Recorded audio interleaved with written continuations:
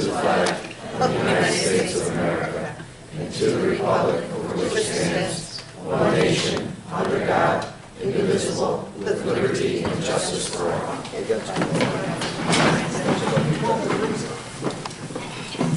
Good evening, everyone. There's nobody out there.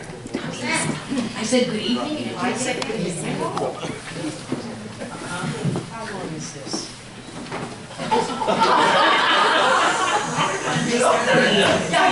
Just wait a minute. And this is public input time. Be quiet, okay? At this time, we welcome anyone, but I won't say welcome. Anyone can get up and talk and just tell us who you are. And does anybody have anything to say? We're all friendly faces. Look at that. Okay, at this time, I'd like to introduce Mr. Carmelo. Thank you very much. Thank you. Just give me a record. How long is it?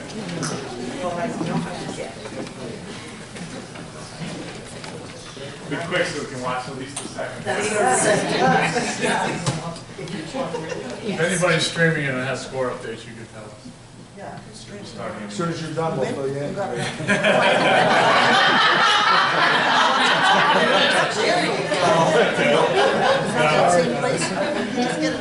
right, actually, so let's get started. Troy School District will provide a strong educational social foundation to graduate all students, college and career ready. I say it every time, but it's worth saying every time. This is the basis for everything we do, and certainly when it's budget time, this mission statement is what's in the front of our mind as we're making our budget decisions. This is the same slide from the first two presentations. This is not the right presentation. Darn. That's the old one. Yeah.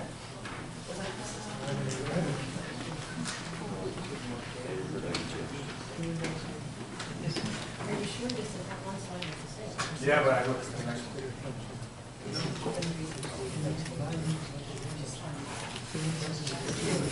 Turn the game on in the meantime?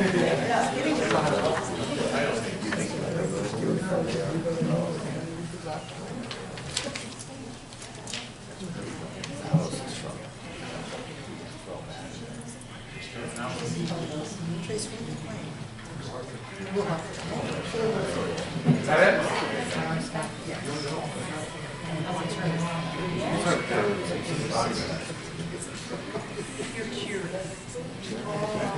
Can we do this at Okay, there you go. That's it. Thank you. So there's our mission statement. So this first part is the slide from the first two times. We are certainly proud of everything that's happening in the district. Just this past week, we have our basketball team win the sectional championship and playing tonight. I went to the Masterminds. How you doing, sir? I went to our high school Masterminds competition on Friday afternoon. They had a home match. They're 7-0. They're undefeated in the league. The way the match works, if you don't know Masterminds, it's like the quiz bowl thing. So we're playing against holy names, and so there's 10-point like toss-up questions. And so when you get one of the toss-up questions, then in between the two schools, then the team who gets that gets to answer 3 questions without the other team interrupting, right? So you get a chance for 10, and then you get a chance for 30 more each time. At halftime, we were ahead 235 to nothing. Wow. Holy Names didn't even get one of the buzzer questions. Their faces were, I mean, Mr. Mariano was there with me, like, we were whispering in the back, like, look at the girls on Holy Names' faces. I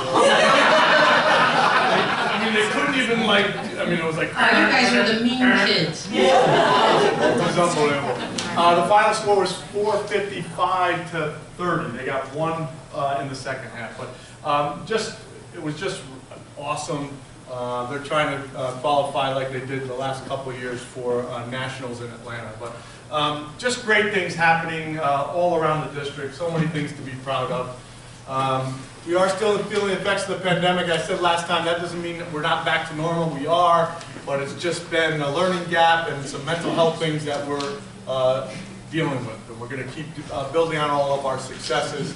And then I added the last two, which were from the last slide. Remember, the whole theme of the last time was we need to be careful. We have a good amount of money this year. We're in a great place financially, but we need to plan accordingly, and we need to make sure we're conservative and strategic with our choices, and you'll see those play out today in draft 1. This is also the same one, right? We're balancing always educationally sound, fiscally responsible. We'll talk about that in a minute. Again, educationally sound, we need to make sure that mission statement becomes a reality. We want to give all the things we can for every student to be successful, for every student to reach their full potential, right? And some kids need more than others, and so we have to put everything in place that we can to make sure that works.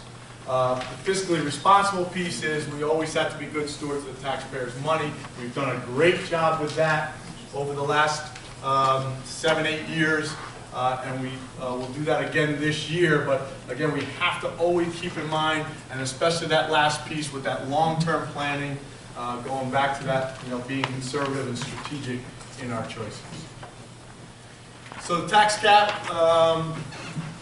It's always called the 2% tax cap. Governor Cuomo started that, I don't know, 10, 11, 12 years ago. It's not really 2%. There's a lot that go into it. It's based on the CPI and the higher of the CPI and some other things. So this year it actually is 2% at the state level. And then each district has to do some calculations, and depending on capital exclusions and pilots and some other things like that, it can go up or down from that 2%. So ours happens to be 2.46%. So that's as high as we could go without asking for a super majority from our voters. That 2.46%, that generates $934,270 in additional revenue, right? That's a lot of money. But the next line, we've assumed a 0% tax levy increase in our draft 1. We talked about that last time. The last couple of years we've done that. When we get the amount of money we're getting increased from the state, remember our foundation aid has increased, you'll see that in a few slides up, $7.7 million. I don't think, and Adam and I actually talked about it again today, it doesn't make sense to increase taxes when we're getting that kind of money from the state, right? Now, having said that, it's never a good idea financially, fiscally, and programmatically to leave money on the table, right? But in this instance, the situation we were in with the 3-year phase-in, as soon as we were told that we were getting that 3-year phase-in, and now the governor and the state legislators have really followed through with that, we said it then 3 years ago that will probably be 0 for those 3 years. Because when you're getting that kind of money, it doesn't really make sense to also have our taxpayers increase their tax. So part of that, getting that money, is to give back to the taxpayers by doing that 0. So again, fiscally responsible for sure, having an ability to go to 246 and being at 0. There's our tax cap for the last, how many is there? 2, 4, 6, 8, 10, or 12, 13. That's since the tax cap came out. But I highlight every time, and I want to do it again, like the last 7, and now it will be 8. There's going to be 3 zeros in a row. There's 5% total here in increase, right? 0.625 per year averaged over 8 years. I mean, that's fiscally responsible, right? That's making sure we're always keeping our taxpayers in our mind. And at the same time, we're really haven't been shorting our students. And so that's balancing those two lenses, and we're really, really proud that we've been able to do that. And again, with the money we've gotten from the state this year, we're going to be able to do that again. So what are the changes? We talked about this a little bit last time, just more in general terms, but it's about $2.8 million for continuing current operations. So keeping all the staff, keeping all the programs, keeping the things we have in place is about $2.8 million from this year to next. The salaries there is about 1.6. Those are all rounded numbers, right? That's the built-in step and contractual increases that we already have on the table. The non-personnel costs, right? That's supplies, that's contractual services. That's going up $600,000, and BOE services going up. Those are increases there. Those aren't total numbers, obviously. and the BOE service going up 600. Those last two, those 600 really are based on the inflation. That's really caused by that. We talked about the capital project and how inflation has hurt that, and some of the costs in that capital project have been skyrocketing, and we talked about the plan for that with the transfer to capital that we did last year and we'll do again this year. But even things like that, right? We're talking to curriculum leaders about supplies that they're always buying, the art curriculum leader having to buy clay and having to buy paper and having to buy all kinds of different supplies. Every department is going through that, right? Everything costs more money, and so those non-personnel costs have certainly gone up. And then the tuition in charter school, we're still working on that number, and actually from draft 1 to draft 2, we may see a reduction there, which might allow us to add a couple of the, what we're calling tier 2 right now. I think we actually had a couple of what we call 1.5s. I'll talk about that when we get there. But that's charter schools, and there's still one grade being added to the one that's here now. But it's also, that increase is also coming from this, and that's special education tuition. Same thing, that through BOCES and other programs, inflation has just hit those numbers. So that in total there is 4.1-ish. So then, like we do every year, we meet with every principal, every director, all the administrators, and get their ideas. They're the ones that know what our students need. They're the ones that know what they could add, what's working, what's not working, what they think will benefit our students. And so we make a list, and then we take that list and put them into tiers. And so we have tier 1 requests, which you'll see in a moment, that are actually already included in draft 1. But certainly we're looking for the board's feedback on them. We'll go through them in a second. And then we have some tiers 2s and 3s. And I just said we actually have a couple that were higher than 2 or lower, closer in between 1 and 2. And so if we can get some savings from draft 1 to draft 2, which I think we're looking like we might be able to in that tuition number, as we do the full calculations for the charter schools, we may be able to add a couple of those. And again, these are things that our principals and administrators know and understand that our students need. None of these decisions are ever made just randomly, haphazardly, all based on data, all based on what we're doing each and every day in our schools. So there's the tier 1 additions. I just realized as I'm looking out, all the administrators are seeing those for the first time too, and trying to figure out if there's on there. So a couple of yours are in that 1.5, so we can talk later if you think you might be in that 1.5 that might get added next time. But they're the ones that the cabinet, as we went through and reviewed everything, that we think warranted being right in draft 1 as a tier 1 addition. So there's 10 total positions there. It's about $900,000. So it's 2 elementary teachers. Those are really for bubbles. I mean, the class sizes in our districts, for those of you who have elementary kids, you know, have been so great the last 5-6 years. I mean, really, most of our classes are under 20. And we want it like that. And some are 15, 16. I mean, that's where you get the individual attention. That's really where the teachers really can drill down on what students need and really take care of working on those needs. So we have 2 sections. We have 1 at school 2 and 1 at school 18 that are in the 23, 24. And it's really only a couple in the whole district. So we're going to separate those bubbles and be able to add. School 18's got to find a classroom, but we'll work on that with Mr. Hotel. Second one is special ed support, so that's at the middle school. That was a request from both Mr. McShane and Donna Fitz. It's going to be a combination. We tried to get a special ed coach a couple of years ago, right? Some of our instructional coaches that we have, we tried to get one that's dedicated just to special education. We couldn't find a person, but we think there might be a person that can do half of that, coaching at the middle school special ed, and also half, we have a couple of self-contained rooms at the middle school that could use some more support. So that's what that is. Safety and security at the high school and the middle school. Again, going back to that second slide where we said we're still feeling the effects of the pandemic. One of the things right now, and our social workers are working on it, our counselors are working on it, our teachers are working on it, our administrators are working on it, everybody's trying to work on student behavior. You go back pre-pandemic to now, I mean, the behaviors are, and it's not a Troy issue, it's an issue across New York State and across the country, that just kids, when they had that year and a half away from the world, they need some support. So again, the people I just mentioned are working on the proactive piece of trying to help kids deal with conflict, deal with trauma, and deal with all the things and make better decisions. But we also need more support in the hallways, monitoring bathrooms, monitoring dismissal, monitoring the cafeteria. And so both Mr. McShane and Mr. Mariano came with requests for additional monitors that we thought warranted being in Tier 1. 3 additional attendance liaisons. So just a reminder to the board, this past year we have 3 new ones this year. One's at the high school, one's at the middle school, and one's at the elementary school. And we're really feeling like the impact has been great, it's been positive.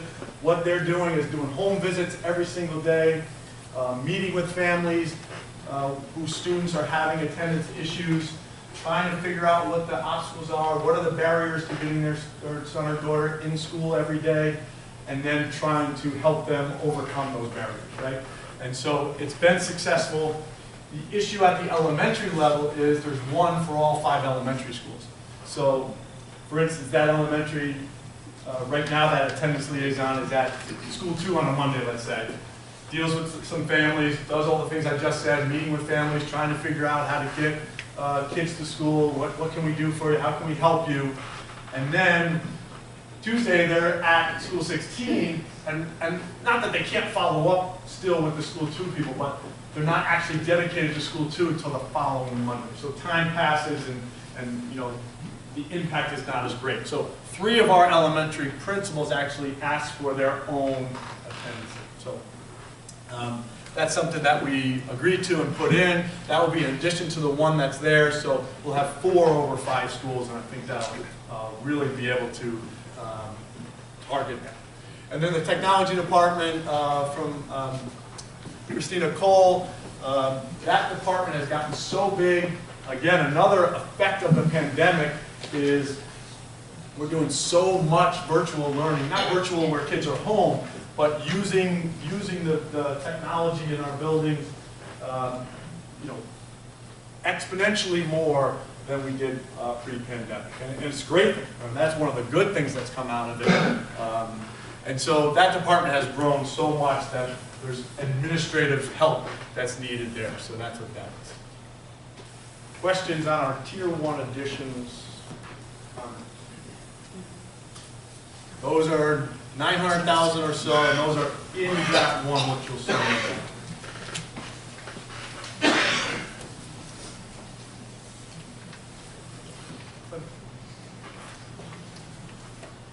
Okay.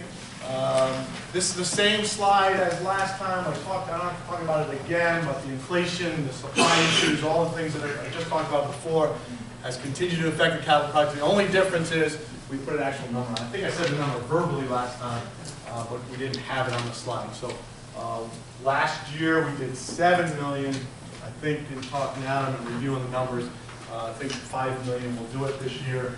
And we have some things that we want to talk more specifically about at the 22nd. It'll be part of Draft 2's presentation. It's not really tied too much to Draft 2, but there's some great opportunities in capital project kind of stuff that actually Adam will be presenting some of that next time. But the transfer to capital, we're asking for will be 5 million. You say, Tom? And do the first. What's the score? 11, 12. Huh? 11, 12. Us. Keep it up. Oh, we're paying attention. There's our revenue. So there's 2 sides to a budget, as you all know, even in doing your own personal budgets, right? There's the expense side, which I just showed you the additions that we'll have right now, and then there's a revenue side. So again, being a school like Troy, most of our revenues, a good portion of them come from state aid, so 83 million in state aid total. That was an increase of over 8 million, 11%. And then the big number there is the foundation aid increase, right? That's really operational aid. That's some of the other state aid are just reimbursements of money we've spent, but foundation aid going up 7.7 million, almost 15%, and the 3-year phasing is complete, right? That's great news. I'm not going to rehash the whole thing, but remember it also requires us to be strategic and cautious because we're not sure what's going to happen now that we're fully phased in. We talked about all that last time. Besides state aid, we do have our taxpayers, that 37.9 with the 0% over the last few years. That 37.9 has been the same tax levy now going on 3 years. So that's really, really great news for our taxpayers. We have not increased their amount that they're putting in towards our budget in those 3 years. And again, projecting and proposing that we do that again. And then, I mean, so that's the big bulk of our money, those first two. There are pilots. A pilot is payments in lieu of taxes. So when businesses come into the area, very often the city gives them a deal where they're not paying their full tax, but they're paying something over 10, 15, 20 years, depending on what their pilot looks like. So that's some of that. Tuitions, refunds, miscellaneous. That's things like we have kids at others from other districts. And also, if we're giving health services and things like that for kids that are in like a private school or broker school here, and we're supplying it, we get to bill other districts. So that's a small amount there. The federal aid is from the Medicaid reimbursement. And then this year, we're talking about appropriating $4 million, which again is a reduction from last year. Right? Yeah. That's our revenue side. Yes, sir. Do we have a cap on the appropriated funds, like how much we can? On what you can actually appropriate? Yeah. No, there's no cap on that. The 4% cap is on the unassigned, unappropriated, or your savings account, kind of like your rainy day fund. But you can put as much as you want in. However, if you actually spend it, then you have a $4 million gap the next year. You know, you can't spend it twice. Once you spend your savings account, that's it. So, back when I started, that number was about $9 million. Remember when Mary O'Neill was here? Yes, 9.2, it was 8.9 for Didn't probably we 6. get in trouble for that? Well, trouble. I think auditor said that's a little bit high. So Yeah. Adam has been working to reduce that. Yes, so we got it down to 3 or 3.5 a couple of years ago. Then kind of post-pandemic where we ran some surpluses because we just didn't get to do what we normally do. We didn't know if we were going to run sport events, you know, all the extras that we normally do. And so we increased it to 8.5, I believe was the number last year. And again, that was primarily to help fund the capital project inflation. This is back down to a, you know, what I'll call a normal number. Reasonable number. Yeah.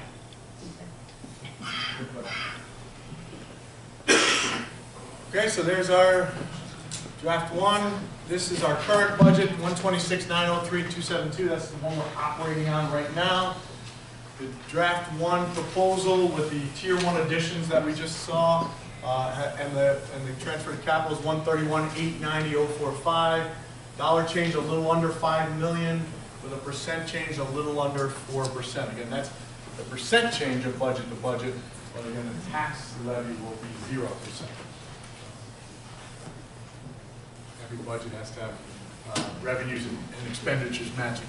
Remember how we used to do this. Draft 1, the next thing would be like the shortfall. Like we'd show, we wanted to add all this stuff, you know, we need $7 million and then we work our way back down. And that's just a hotel effect there too. Let's do a draft 1 more reasonable right off the bat in terms of tiers and the things that we're doing now at the cabinet. Next steps, we'll continue, like always, to review and analyze the budget.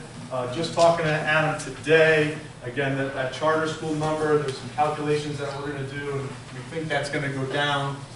We got to monitor the state budget process. Remember when John McDonald was here, and the one thing he talked about, which I was going to ask, was the high-impact tutoring that's currently in the governor's budget. He made it pretty clear that it won't be in their one-house budget. I've heard that the Senate will also not have it. I have a small city meeting with a bunch of the senators and not a bunch, but like select ones from the education committees next week, so I'll be asking that. I don't think the Senate's going to put it in theirs either. So that'll be an issue. I mean, it's still the money will come to us, but remember, if you remember what John was talking about, that high impact tutoring is a set aside, so you get your foundation aid, but they're kind of requiring us, and for us it was like 700 grand or something, right? Which we have to do with tutoring. Now we do a lot of tutoring anyway, and that would be, you know, home instruction tutoring that Mr. Canfield takes care of, but also like, you know, we count some after school stuff, some Regents review, like all that stuff would count as tutoring.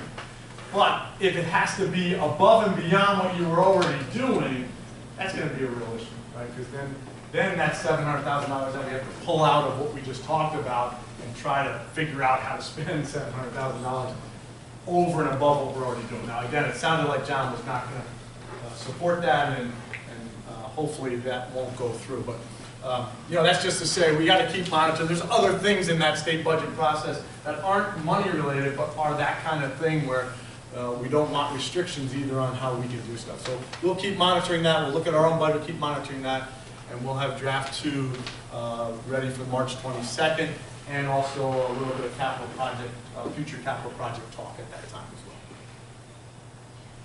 Yes? Back in the beginning, you said about charter schools. Are they still looking at reducing our tuition? What we're paying? So the calculation has changed numerous times, probably since the last time we really talked about it. So that's why we have been doing research on what's going to happen next year and the next year. So the short answer is yes, it is being reduced. However, it's kind of like a net gain. So like we pay a little bit more actually in tuition, but get more in reimbursement. So the charter school receives more, but we actually pay less out the door because the state's reimbursing us on that difference, on what they say to pay and what our calculation is. Now, according to current law, if they don't change it this year, then it'll start to nosedive the following year. But it's not nosediving as much as in the old calculation what it would have been. All right, so yes, it'll be going down. I just don't know, you know, it seems like every year they tinker with the number. And one of the things I think you're referring to, Amy, we're one of the highest around, right, and we still are. So that becomes an issue with charter schools. The kids from Lansingburg, they get less money than the kids from Troy. So it's not as bad as it used to be, because we've got a process now where we're following up and knowing who our kids are. But remember back when we really were talking about this, Kathy Ayan was here, we went to the commissioner's office, we had a bunch of meetings. It was because there were charter schools, some more than others, that were pretending kids were from Troy because they could get bigger money, right? We knew they weren't, we knew they didn't live here, and we were verifying that. We don't really have those issues. okay. But our tuition is still one of the highest. Other questions, comments?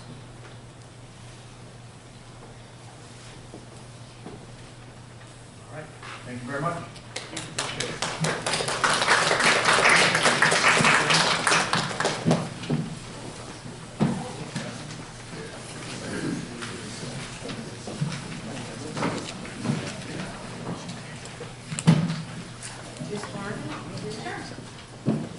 I just have a couple things tonight.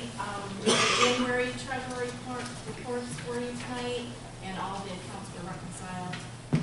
Our claims auditor reviewed 361 claims in January, a little over 7.2 million hours.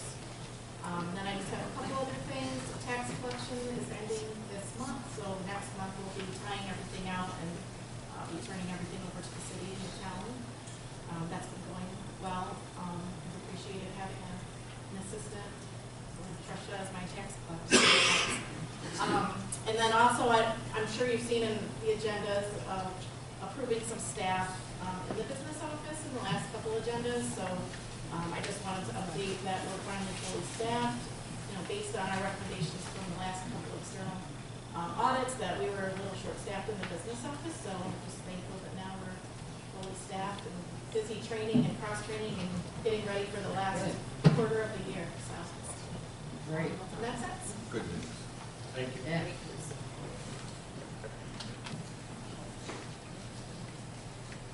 The next is just on classified transfers. Motion on the floor for approval of minutes, February 15, 2023. Second. Discussion? All those in favor? Opposed? Superintendent recommendation, human resources, staff matters, unclassified and classified. Under unclassified, motion on the floor for consent agenda items 1 through 9. Second. Discussion? All those in favor? Opposed?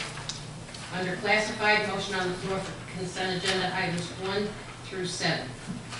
Second. Discussion? All those in favor? Opposed? Superintendent recommendation programs, motion on the floor for consent agenda items 1 and 2. Second. Discussion? All those in favor? Opposed?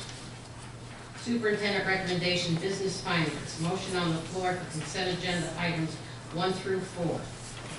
Second. Discussion. That's really a nice little donation from Regeneron.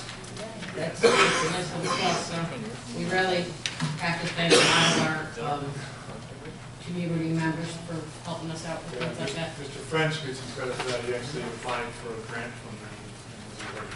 Great. Came from us actually soliciting. Great. All those in favor? Opposed? I almost didn't take over. Future meetings. All meetings taking place at 6 p.m., March 22nd. Budget discussion, draft 2, April 5th, 2023. Here, they're both here, right? Yes. Okay. I don't have my good news on my, but I'm going to do it anyway. I don't have it on my phone.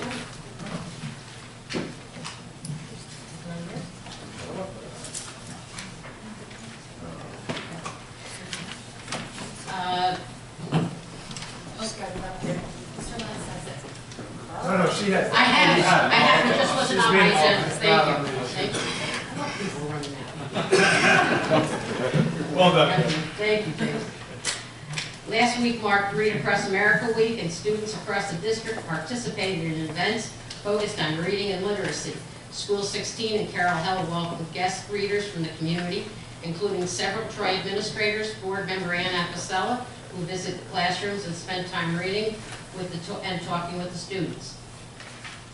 Carroll Hill students and staff also dressed up as their favorite literary character to help bring their favorite books to life. Now, my favorite part. Right now, should I announce the score or not? No. If we were winning, maybe. Not a phone call. The boys varsity basketball team won a double overtime thriller against #1 seed Amsterdam Saturday. See that? I saw that. I thought it was like a Where's Waldo picture.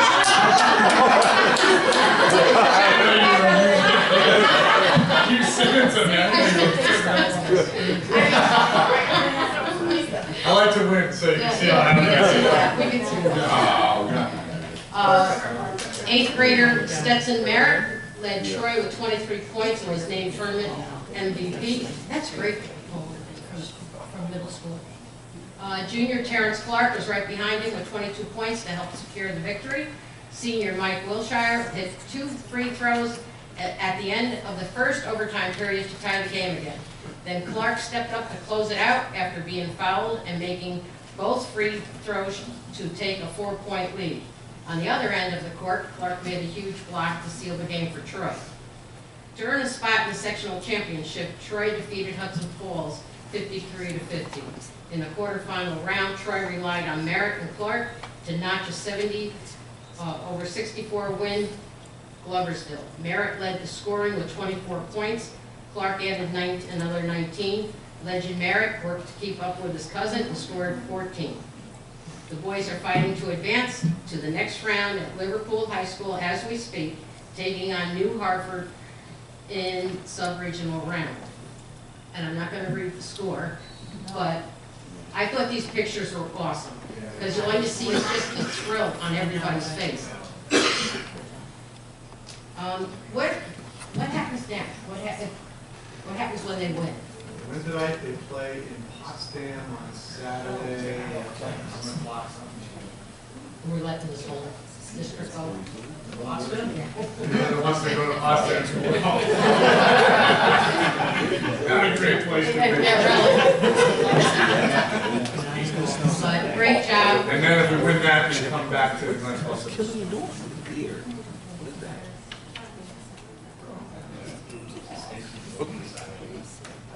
Sometimes it's the last thing I'll eat. Okay, does anybody have any good news out there in my audience? Oh, now I'm gonna have to pick on somebody. Third grade, I'll share. Third grade is doing great STEAM enrichment, and it's through a partnership with the state. And so we have a professor, Dr. O, who has come and has done some really great experiments and are really engaging with that enrichment and a success. Great, great. Donna, I haven't heard from you in so long. Tell me something good. There's 42 seconds to half. We have to get more in the car. Okay.